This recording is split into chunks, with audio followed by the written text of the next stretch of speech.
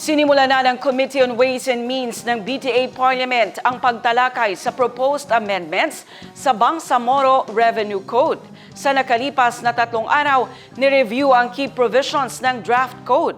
Inaprubahan din na isama ang digital publications sa ilalim ng business tax para sa printing and publication. Tinalakay din ang ilang amendments sa buwis sa natural resources at excise and miscellaneous taxes. Ang detalye mula kay Naphtali Bendol.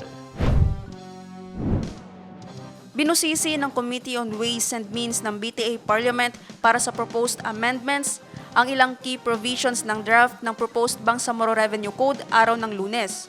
Nireview ng komite ang structure ng code at tinalakay ang alignment nito sa Bangsamoro Organic Law. Pinag-usapan din ang integration ng digital technologies para mapahusay ang revenue collection system ng rehiyon. Ang mga probisyon naman hinggil sa real property at business taxes ang sentrong usapin araw ng Martes sa pagpapatuloy ng proposed amendments sa panukalang batas sa level ng komite. Kabilang sa mga proposed amendments na inaprubahan ay ang digital publications sa ilalim ng business tax para sa printing and publication.